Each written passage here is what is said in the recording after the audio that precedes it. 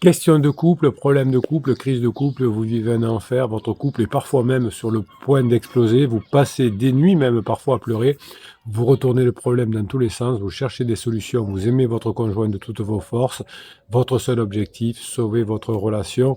Troisième partie de cette vidéo en 4 parties, donc la quatrième paraîtra demain, qui vient célébrer la sortie de la formation de cette semaine. Si vous voulez sauver votre conjoint, ne vous comportez pas comme un labrador, comportez-vous comme un chat. Mais capitaine, personne ne nous avait jamais parlé de ça encore. Eh bien, c'est le moment d'en parler, évidemment. Si vous voulez, évidemment, vous aussi sauver votre relation, comme des milliers de pirates que j'ai accompagnés depuis 1999, sachez que parfois, il y a un problème majeur, un problème qui vous ronge. Vous êtes seul à vous battre. Oui, comme pour la plupart de mes clients, je sors d'un coaching où mon client me disait, mon conjoint, ma femme s'est désengagée, ma femme refuse la discussion, ma femme demande de l'espace, ma femme s'enferme dans le silence. Parfois, ma femme me dit, capitaine, qu'elle ne sait plus où elle en est, et ma femme me dit qu'elle ne veut plus essayer. Voilà.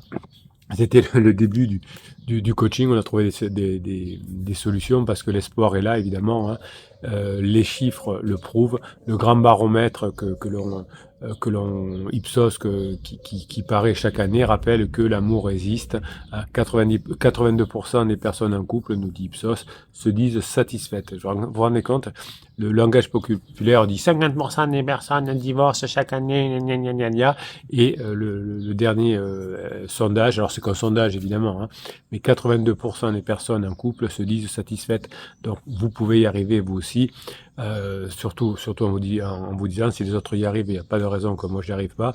Et effectivement, si on a un bruit autour de nous qui dit tout le monde divorce, ça c'est normal. Non, 82% des personnes en couple se disent satisfaites. Alors c'est pas tout est parfait évidemment, hein. L'élan aveugle ne suffit pas, mais ça demande un travail évidemment.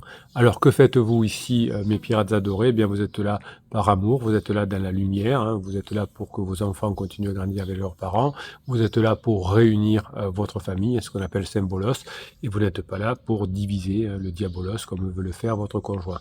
Donc souvent, eh bien, on fait des erreurs avant de connaître le capitaine, par panique, par instinct de survie, on force le passage, on multiplie les SMS, on demande des explications, on suit le conjoint un peu partout, y compris dans la maison, comme le labrador, on guette une lueur d'espoir, on guette une parole rassurante, on guette un regard, bref, plus vous allez devenir insistant, plus vous allez exiger de la clarté tout de suite, moins ça fonctionne. J'avais une cliente dans le premier coaching de ce matin qui avait commis une erreur psychologique un peu importante, un peu majeure.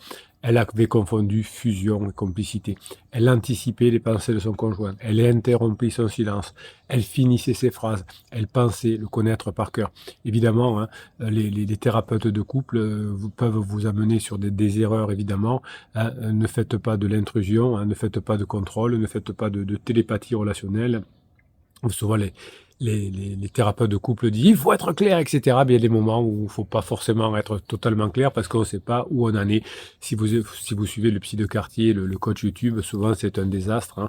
Alors je ne parle pas de la manipulation que vous conseillez de faire beaucoup de coachs YouTube, malheureusement, comme le silence radio, le film Moi je te suis, la lettre magique. C'est souvent aussi le désastre quand vous allez mettre un ultimatum à votre conjoint. Plus vous avancez, plus votre conjoint va reculer. Plus vous allez parler, plus il va se taire, plus vous allez exiger de l'amour, plus vous allez récolter du rejet, évidemment. Vous êtes face à un mur. Donc ce que vous allez apprendre à faire avec la formation sur ne soyez pas un labrador, soyez un chat, vous allez recréer un système d'amitié, un mécanisme ultime qui protège les couples à long terme, les couples de long terme, les couples de la phase 4, les couples de phase de grande intimité sont aussi, j'allais presque dire avant tout, des amis, le respect de l'espace, le respect du mystère. Alors ici, vous savez, on est une chaîne scientifique, depuis 1999, je vous accompagne, des milliers de pirates sont revenus ensemble, on est une chaîne scientifique, on a une vérité qui est clinique, brutale, mais qui va vous sauver. Si vous continuez à faire le labrador, c'est la rupture qui est pratiquement assurée. Si vous agissez comme ce labrador, ben vous n'arriverez pas à vos fins. Si vous voulez passer en phase 4, si vous voulez sauver votre couple aujourd'hui, vous devez impérativement agir comme un chat, évidemment. Donc, bienvenue à bord de la team des pirates, cette institution des pirates, 3000 personnes qui parlent tous les jours sur Facebook, qui se parlent tous les jours sur Facebook, 30 000 sur YouTube, où il y a des échanges évidemment, notamment dans les lives de 13 heures. Eh bien, prenez de quoi noter si vous avez besoin, mais c'est pas obligatoire, vous pouvez juste écoutez ce que je dis, le réécouter comme vous faites dans les formations, puisque les formations, c'est que de l'audio. Donc, c'est pour ça qu'elles sont si puissantes. Malheureusement, il y a encore des formateurs, des coachs qui font des vidéos avec des formations, avec des vidéos, avec des quiz, des choses comme ça. On n'a pas le temps de les faire. C'est bien la gamification, mais on n'a pas le temps de s'amuser tant que ça. Nous, on veut réussir. Donc, on écoute des audios en faisant son ménage, en faisant dans le transport en commun, dans sa voiture, en faisant du sport. Et petit à petit, notre cerveau se reconfigure et on sauve son couple, évidemment. Donc, dans la formation de cette semaine, vous explorez la métaphore clinique du félin et du labrador.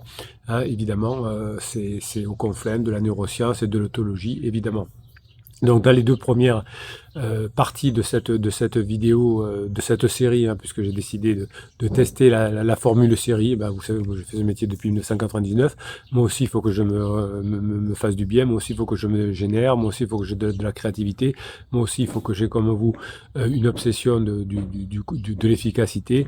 Eh bien, aujourd'hui, on fait cette série en 4 parties. Et évidemment, la poursuite obsessionnelle, l'intrusion territoriale, la demande de fusion immédiate, tout cela, vous l'avez vu dans les 2 premières parties, ça fige le conflit.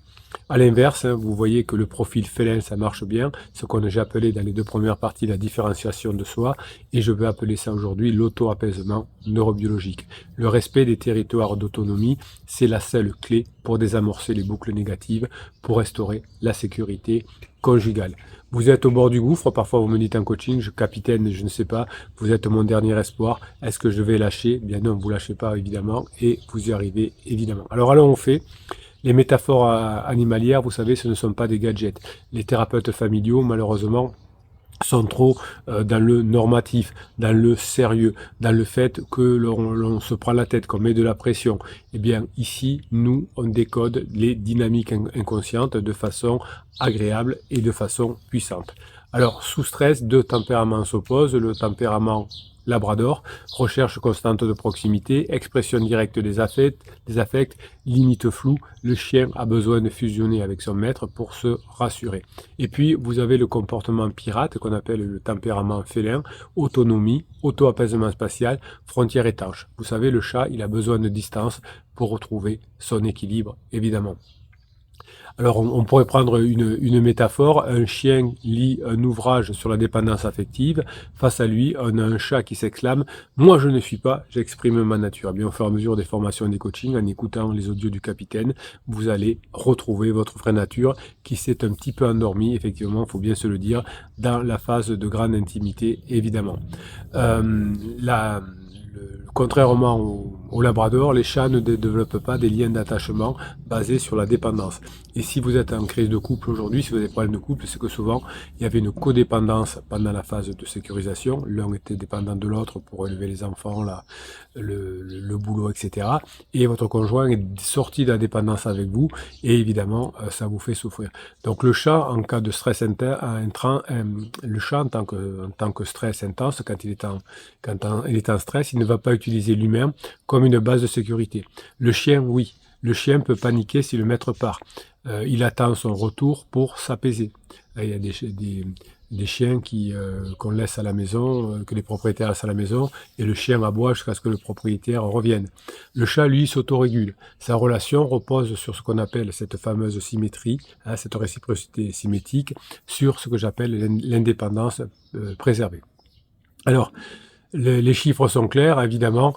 La plupart des personnes, avant de devenir des pirates, adaptent sous stress un profil labrador, un profil canin. Les femmes ont besoin de plus que les hommes de socialisation. On leur apprend à être des gestionnaires affectifs de la crise. Et à l'inverse, évidemment, 30% seulement adoptent le profil félin. Et ça, ce sont souvent des hommes qui sont élevés parfois dans l'évitement de l'intensité émotionnelle, de l'émotionnel évidemment, et tous les coachs, vous savez, tous ces coachs qui traînent sur YouTube, qui vous parlent de pervers narcissiques, qui vous parlent d'évitant, etc., n'ont pas la formation nécessaire évidemment, et ne peuvent pas comprendre ceci.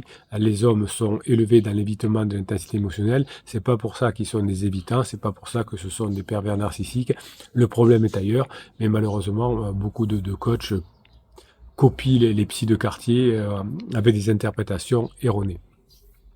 Quand la crise éclate, le chien poursuit. Le labrador veut imposer une fusion immédiate.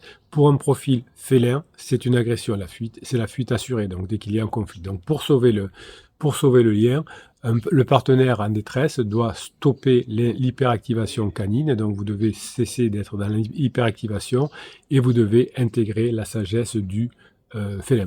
Alors, je vais vous donner un témoignage de Déborah qui a vécu ce déclic. Elle a fermé la boucle. Et écoutez bien, donc, tous les commentaires que je vous donne, tous les exemples que je vous donne, tous les témoignages que je vous donne, vous les retrouvez sur le groupe Facebook. C'est directement écrit par les pirates. Vous pouvez leur écrire et ils vous répondront. Enfin, j'espère qu'ils vous répondront. En tout cas, vous pouvez échanger avec eux.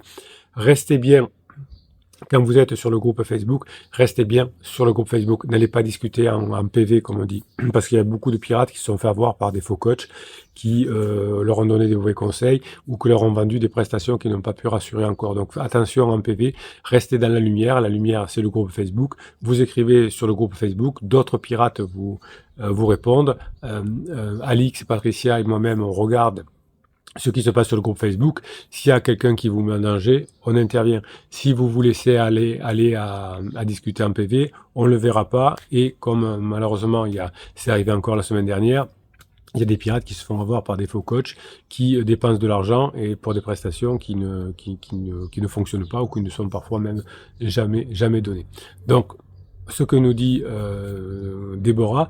Aujourd'hui, je viens avec un thème sur lequel j'ai fermé une boucle et je pense que c'est une bonne base de travail, de réflexion et de compréhension.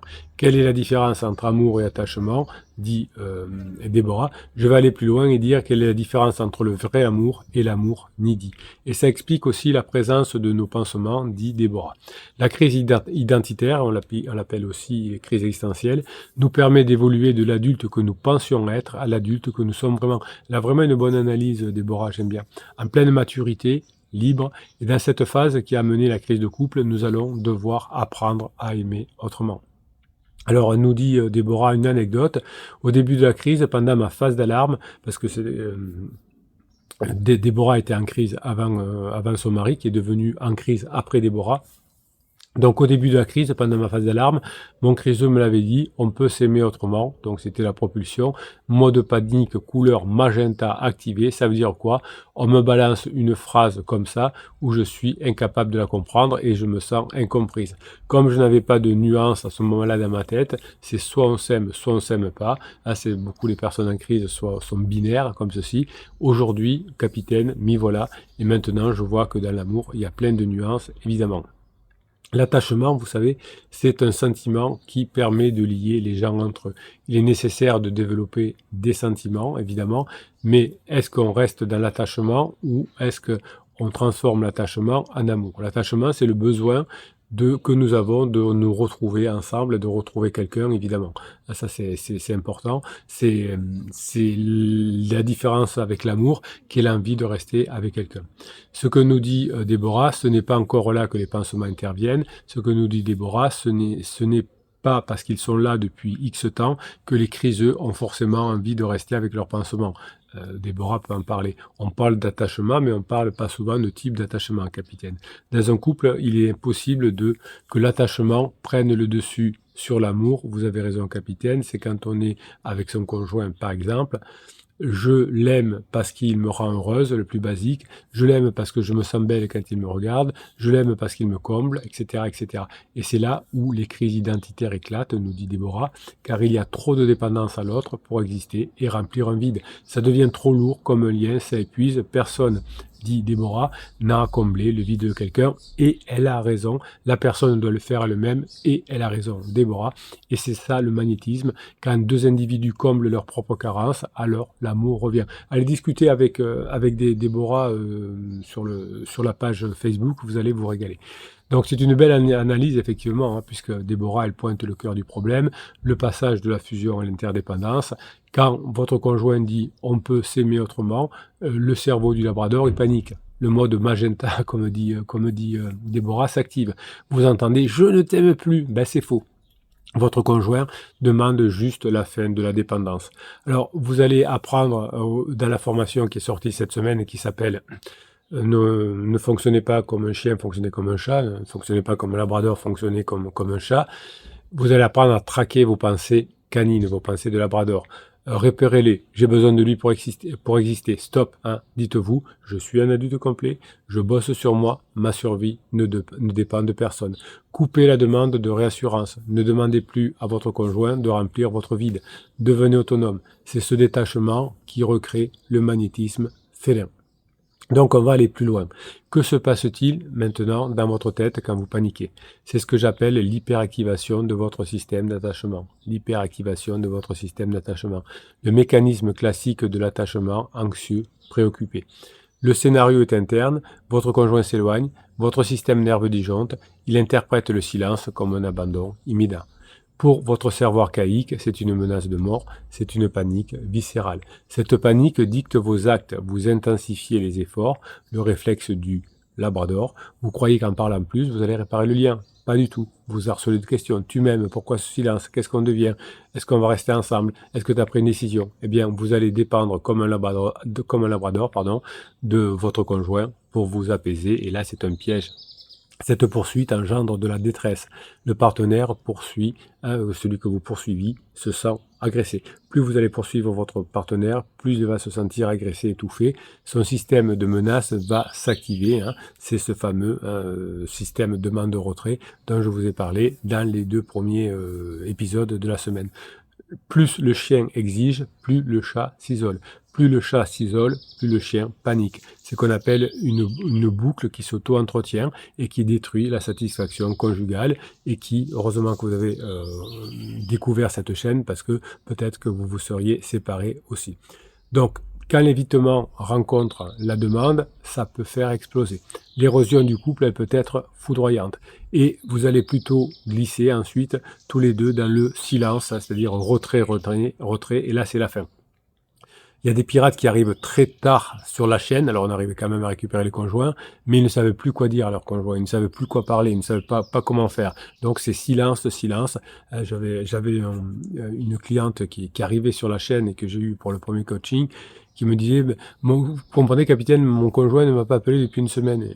Et vous l'avez appelé? Ah, ben moi non plus. Voilà. Donc la science est claire, on va stopper la poursuite, mais on va quand même créer un lien, évidemment. En tout cas, la panique ne doit pas pousser votre conjoint en crise vers l'extérieur. C'est si vous mettez trop de pression, vous allez pousser votre conjoint vers une relation pansement. Et la relation pansement va servir à diminuer la douleur immense qu'a votre conjoint.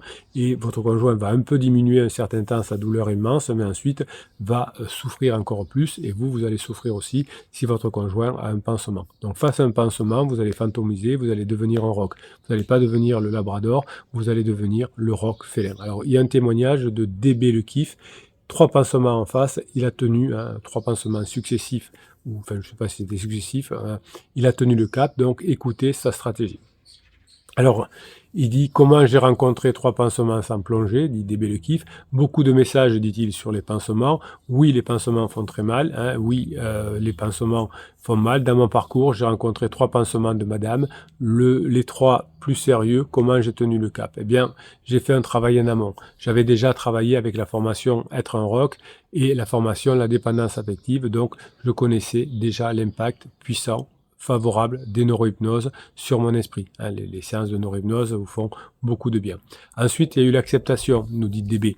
Le phénomène de pansement, c'est pas une idylle, nous dit DB, c'est pas une idylle exquise qui va nous remplacer. Le pansement, nous dit DB, c'est une béquille temporaire qui calme les peurs de votre conjoint. Vous ne pouvez pas être cette source actuelle.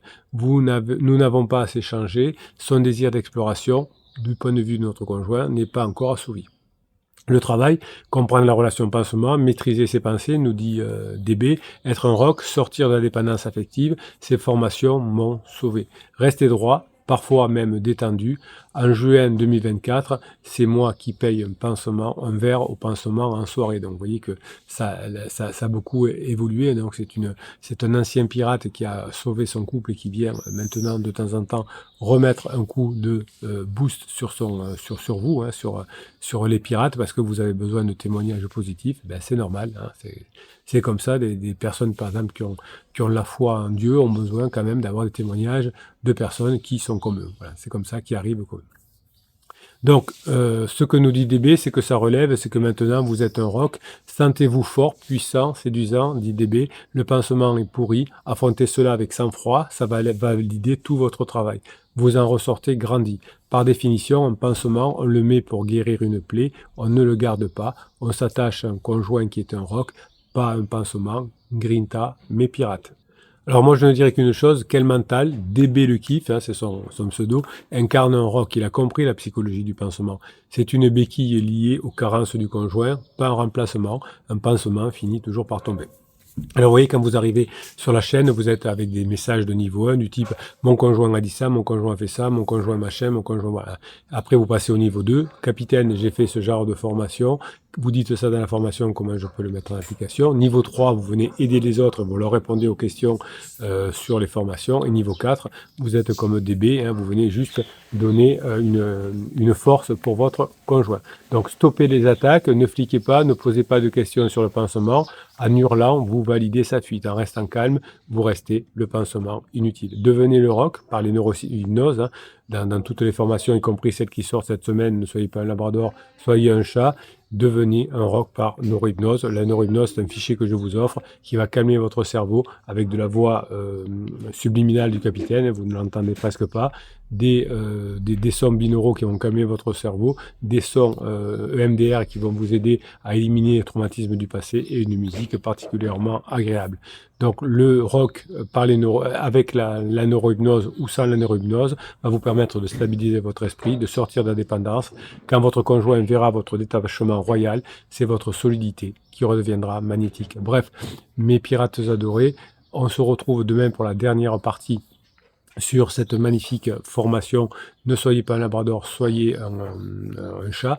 Vous avez toutes les 400 formations, les 6 types de coaching en descriptif de cette vidéo. Je vous offre d'ailleurs en descriptif de cette vidéo aussi une formation qui s'appelle le Best of, et vous allez pouvoir retrouver dans le lien le lien pour aller sur le groupe Facebook, sur la chaîne YouTube, pour pouvoir vous faire aider par les autres pirates à mettre en place tout ce que vous allez apprendre dans les formations, et c'est puissant.